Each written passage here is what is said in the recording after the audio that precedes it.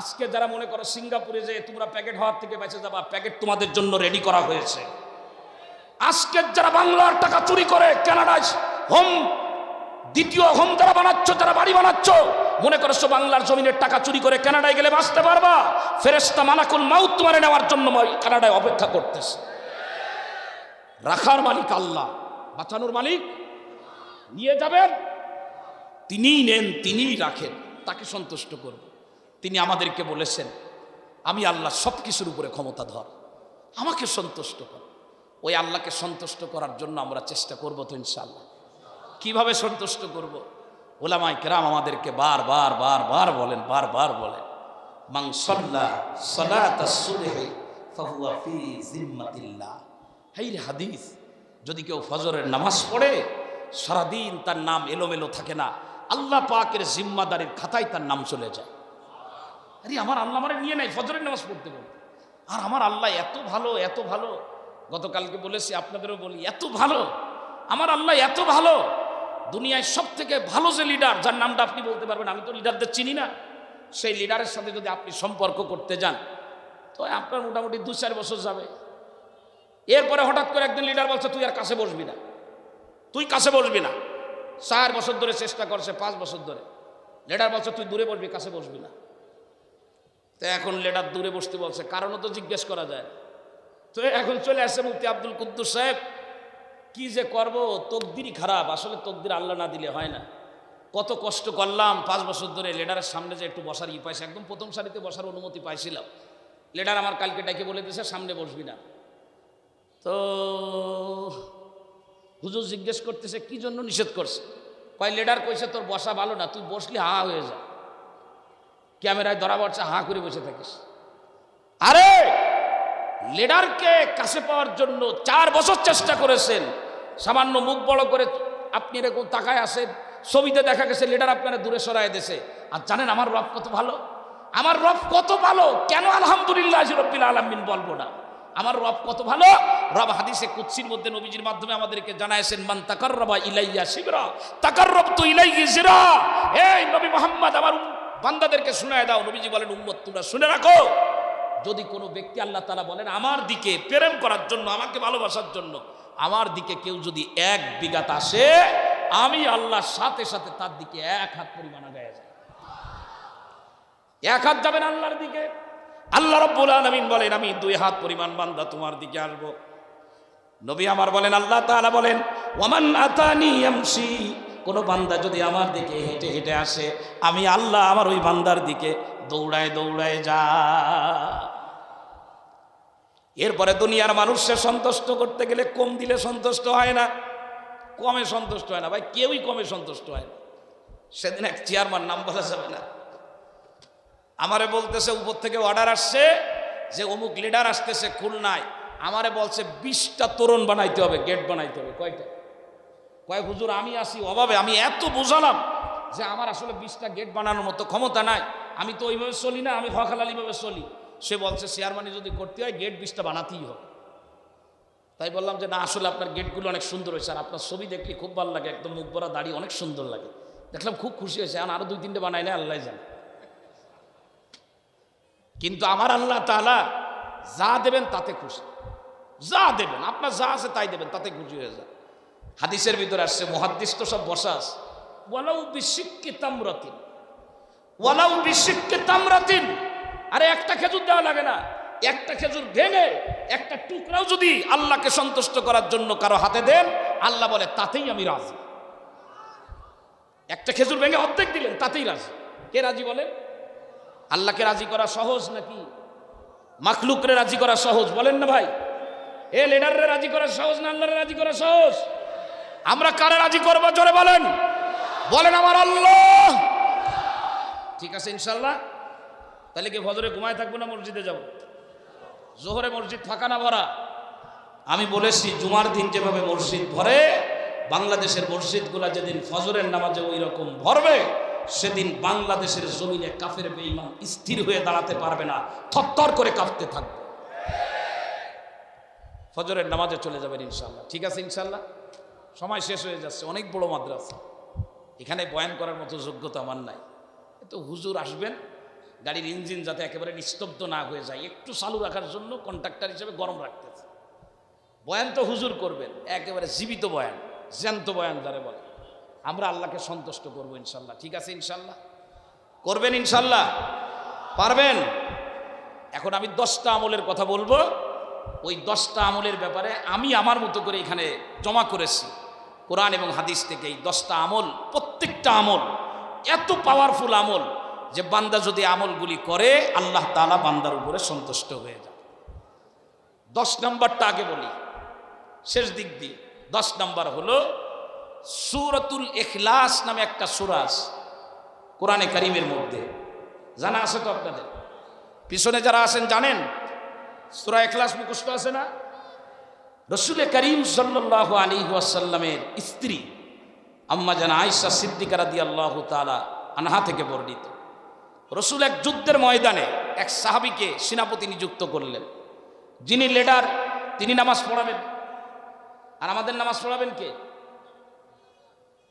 কথা বলে না, আরে কথা বলে না।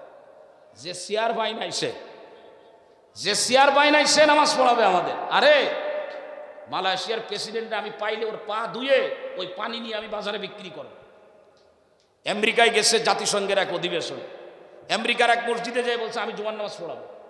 তো ইমাম সাহেব বলছে আপনি জুমার নামাজ পড়াবেন? বর্তমান আনোয়ার ইব্রাহিম যে প্রেসিডেন্ট বলছে হ্যাঁ আমি জুমার নামাজ পড়াবো। বলছে আপনি পারবেন? বলে দাও। তো দিয়ে দেছে। উনি বয়ানও করছেন, খুতবাও দিয়েছেন, নামাজও পড়াইছে। এরকম হইলে ভালো হইতো না? কথা বলে না। তো এখন রসুল যাকে সেনাপতি করেছেন তিনি আবার নামাজের ইমামতিও করেন। তো ওয়াকানা ইয়াকরাউ লি আসহাবিহি ফি সালাতিহিম, যখন উনি ইমামতি করেন তো ওনার ইমামতির সিস্টেম ছিল ফায়াখতিমু বিকুল হুয়াল্লাহু আহাদ। উনি ওই প্রত্যেক রাকাতের মধ্যে যে কিরাত পড়েন সূরা ফাতিহার সঙ্গে আর একটা সূরা মিলান, কিন্তু রুকুই যাওয়ার আগে উনি সূরা ইখলাস পড়েন প্রত্যেক রাকাতে। কোন সূরা পড়েন? কুল হুয়াল্লাহু আহাদ। মুখস্থ আছে তো? সবার আছে? না থাকলে করে নেব। কবে করবেন? ওই দেখেন দুই দিকে দুইটা পেনা টাঙানো আছে। তালিমের জোর দেখছেন? এই তালিমের জোরে আপনারা কে কে আসছেন হাত উঁচু করেন তো। অনেক লোক আলহামদুলিল্লাহ। এখানে এসে কি শিখছেন? ধানের ব্যবসা, চাউলের ব্যবসা, ডাউলের ব্যবসা। হ্যাঁ, সব ব্যবসা শিখছে হালাল পন্থায়। কোন পন্থায়? ওই তালিমের জোরের ভিতরে সূরা ফাতিহা, সূরা ইখলাস, 4টা সূরা মুখস্থ করানো হয়, মস্ক করানো হয়। আগামী তালিমের জোর কবে আসো? এখানে তারিখ দেওয়া আছে। কত তারিখ বলেন তো একজন? বলেন কত? তারিখ কত বলেন? কথা বলে না, জোরে বলেন। 28, 29 এবং 30 নভেম্বর। কয়দিন? মোট 2 দিন। কবে? মোট কয়দিন? এই 3 দিন এই মাঠে তালিমি জোর হবে। এখানে এসে সূরা ইখলাস মুখস্থ করবে। এই জন্য শেষ দিয়ে শুরু করছে। তো সূরা ইখলাস পড়ে প্রত্যেক রাকাতে, শেষ করে সূরা ইখলাস দিয়ে। তো এখন যারা মুসল্লি মুক্তাদি যারা, তারা আর ওই ময়দানে কিছু বলে নাই, যেহেতু লিডার বানায় দেশে কে? কথা বলে না। রসুলকে বুঝে বানাইছেন না না বুঝে বানাইছেন? ও বারবার থাক দিও না। বুঝে বানাইছেন না না বুঝে বানাইছেন? ভুল ধরা যাবে? সব জায়গায় ভুল ধরা ঠিক না। ভুল হইলেও ধরার সিস্টেম আছে। তো এখন যুদ্ধ থেকে যখন ফালাম্মা রজাউ, যখন যুদ্ধ থেকে ফিরে আসছে মদিনায়, তো মদিনায় আসার পরে যুকিরা যালিকা লি রাসূলিল্লাহি সাল্লাল্লাহু আলাইহি ওয়াসাল্লাম, তার এই নামাজের কাহিনী যে প্রত্যেক রাকাতে শেষ করে সূরা ইখলাস দিয়ে, এই কাহিনী নবীজিরে শোনানো হয়েছে। কারে? মুক্তাদি যারা ছিল মুসাল্লি তারা শোনালো। নবীজি জিজ্ঞেস করলেন সালুহু লিআইয়ি শাইইন ইয়াসনাউ যালিকা, তোমরা একজন তার কাছে যাও, যে জিজ্ঞাসা করো যে সে এই রকম কেন প্রত্যেকবার কিরাত শেষ করার যে শেষে যে সূরা ইখলাস পড়ে, বারবার সূরা ইখলাস পড়ার কারণ কি? তো যখন তার কাছে জিজ্ঞাসা করলো, সে বলল লিআন্নাহা সিফাতুর রহমান, সূরা ইখলাস হলো আল্লাহর গুণাগুণ। কার গুণ? কথা বলেন বাবা, কার গুণ? তো বলে আল্লাহর গুণ আছে এই সূরার ভিতরে। আল্লাহুস সামাদ লাম ইয়ালিদ ওয়া লাম ইউলাদ ওয়া লাম ইয়াকুল লাহু কুফুয়ান আহাদ, সব আল্লাহর গুণ আছে। তো বলে যে ওই সাহাবী বললেন সেনাপতি, ফা আনা উহিব্বু আন আকরা বিহা, আল্লাহর যেহেতু গুণ আর আল্লাহর গুণ বর্ণনা করতে আমার ভালো লাগে, আমি আল্লাহরে ভালোবাসি। যে যারা ভালোবাসে তার গুণ বলতে ভালোবাসে, তাই আমি এই সূরা প্রত্যেকবার কিরাতের শেষে পড়ি। আল্লাহ রসুলের কাছে যখন এই কথা বলা হলো, রসুল বলে দিলেন তাকে যে জানায় দাও, সে যেমন আল্লাহর মহব্বতে সূরা ইখলাস পড়ে, আল্লাহও তাকে ভালোবাসে। আমরা সূরা ফাতিহা পড়লে আল্লাহ আমাদেরকে ভালোবাসবেন কি বাসবেন না? জোরে বলেন, বাসবেন কি বাসবেন না? আমরা সূরা ইখলাস শিখবো তো ইনশাআল্লাহ, পড়বো তো ইনশাআল্লাহ। বেশি বেশি রাস্তা দিয়ে হাঁটবো, চলতে ফিরতে, নামাজের ভিতরে বাহিরে সব সময় সূরা ইখলাস আমরা তেলাওয়াত করব। 1 নাম্বার ইয়া আল্লাহ। 2 নাম্বার কি? 10 থেকে 1, আমি তো নিচ থেকে বলতেছি। 9 নাম্বার মানে 2 নাম্বারে কোনটা বলবো? 9 নাম্বার আজ জুহুদ ফিদ দুনিয়া, আজ জুহুদ ফিদ দুনিয়া। থাকবো দুনিয়ায় কিন্তু তালাশ করব পরকাল। কি তালাশ করব? ব্যবসা করি, চাকরি করি, রাজনীতি করি, এগুলো মনের ভিতরে না। মনের ভিতরে কি? আরো জোরে বলেন, মনের ভিতরে কি? আল্লাহ বলে মনের ভিতরে যদি জুহুদ ফিদ দুনিয়া, দুনিয়া বিমুখ হওয়া, এই গুণ যদি কেউ অর্জন করে, ইজহাদ ফিদ দুনিয়া ইউহিব্বুকাল্লাহ। সহিহ হাদিস, নবী বলেন দুনিয়াতে দুনিয়া বিমুখ হও, আল্লাহ তাআলা তোমাকে আগে বেড়ে ভালোবাসবেন। 2 নাম্বার। 3 নাম্বারে নফল ইবাদত বেশি বেশি করা, শুধুমাত্র ফরজ ইবাদতের উপরে ক্ষান্ত না করা। মাগরিবের নামাজ আদায় করা হয়ে গেছে, তাড়াহুড়া করে বের হব না, বরং আওয়াবিন পড়েই বের হব। আসরের নামাজের আগে 4 রাকাত পড়ব। দুনিয়ার মুসলমান নফল ইবাদত বলতে যা যা আছে বেশি বেশি পড়ব। তালিমে জোরের ভিতরে নফল ইবাদত সম্পর্কেও উম্মতদেরকে সজাগ করা হয়, সচেতন করা হয়। এরপরে 4 নাম্বারে রাসূল করিম সাল্লাল্লাহু আলাইহি ওয়াসাল্লাম শেষের দিক থেকে 7 নাম্বার নবী আমার বলেন, হুব্বুল আনসার, মদিনার আনসারী সাহাবীদেরকে কেউ যদি ভালোবাসে, আল্লাহ পাকও তাকে ভালোবাসি। আনসারীদেরকে ভালোবাসে। শেষের দিক থেকে 6 নাম্বার আল জিহাদু ফি সাবিলিল্লাহ, আল্লাহর রাস্তায় জিহাদ করা। এই যে ফিলিস্তিনের মাঠে আমার ভাইরা ইহুদিদের বিরুদ্ধে যুদ্ধ করতেছে, জিহাদ ফি সাবিলিল্লাহ। আল্লাহ তাআলা কোরআন শরীফের আয়াতের মধ্যে বলেছেন, সূরাতুস সফ 28 নম্বর পারা 4 নম্বর আয়াত। আল্লাহু আকবার। আল্লাহ তাআলা বলেন, ইন্নাল্লাহা ইউহিব্বুল্লাযীনা ইউকাতিলুনা ফি সাবিলিহি সাফফান কাআন্নাকুম বুনিয়ানুম মারসুস। আমরা আমাদের ভিতরে লালন করব, যদি সুযোগ হয়ে যায়, আল্লাহ তাআলা সুযোগ করে দেন, নিয়মতান্ত্রিক পন্থায় আমিরের ইতাআতের মাধ্যমে যদি জিহাদ ফি সাবিলিল্লাহ সুযোগ আসে, আমরা করব তো ইনশাআল্লাহ। নাকি তখন বলবেন যে হুজুর আপনারা যান, আমরা যাব না? কে কে জিহাদ ফি সাবিলিল্লাহর চেতনা লালন করেন? হাত উঁচু করেন, আল্লাহকে দেখায় দেন। তার কারণ জিহাদের চেতনা যদি ভিতরে না থাকে, এই অবস্থায় মারা যাবে তো মুনাফিক হয়ে মরবে। আল্লাহ তাআলা আমাদেরকে তৌফিক দান করেন। বাকি আর 5টা শুধু বলবো, কোনো দলিল পেশ করব না। আত-তাওয়াক্কুল আলাল্লাহ, সকল ব্যাপারে আল্লাহর উপরে ভরসা করা। যারা আল্লাহর উপরে ভরসা করে, ইউহিব্বুল মুতাওয়াক্কিলিন, আল্লাহ তাআলা তাদেরকে বড় ভালোবাসে। এরপরে হলো সাবিরুন, ধৈর্য ধারণ করা। আল্লাহু ইউহিব্বুস সাবিরিন, কোরআনে কারীমের আয়াত। ধৈর্য ধরবো আমরা, এরপরে সবসময় ভালো কাজ করব। ইন্নাল্লাহা ইউহিব্বুল মুহসিনিন। এরপর 2 নম্বরে উপরের দিক থেকে, এই দিক থেকে 9 নাম্বার আত-তাকওয়া। যেখানে থাকবো অন্তরে আল্লাহর ভয় রাখবো, তার কারণ ফা ইন্নাল্লাহা ইউহিব্বুল মুত্তাকিন, যাদের অন্তরে ভয় থাকে আল্লাহ তাদেরকে বড় ভালোবাসে।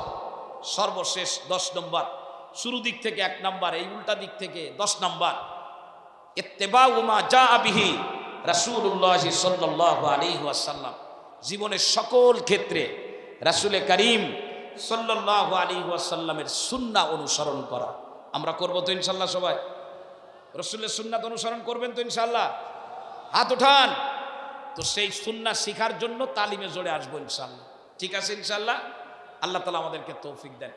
তো এই 10টা কাজ যদি করতে পারি, 10টার কোনো একটা নবীর সুন্নাহকে আমি অনুসরণ করি, এখান থেকে শিখছি। প্লেট চেটে পরিষ্কার করে খেতে হয়, আঙ্গুলগুলি পরিষ্কার করতে হয়, বাথরুমে বাম পা দিয়ে ঢুকতে হয়, ডান পা দিয়ে বের হতে হয়, জুতা স্যান্ডেল আগে বাম পাটটা খুলতে হয়, তারপরে ডান পাটটা খুলতে হয়, পড়ার সময় ডান পাটটা আগে পড়তে হয়, বাম পাটটা পরে পড়তে হয়, মসজিদে ডান পা দিয়ে ঢুকতে হয়, বের হতে হয় বাম পা দিয়ে। সুন্নাহগুলো যখন আমরা শিখবো, আল্লাহ তাআলা আমাদেরকে ইউহিব্বুকুমুল্লাহ, আল্লাহ তাআলা আমাদেরকে ভালোবাসবেন ইনশাআল্লাহ। আল্লাহ তাআলা এই উপচে পড়া ভিড়, হাজার হাজার মুসলমান নরনারী আমরা যারা আসছি, আল্লাহ তাআলা আমাদের সকলকে আল্লাহর প্রিয় পাত্র হওয়ার তৌফিক আল্লাহ তাআলা দান করে। সবাই বলেন আমিন।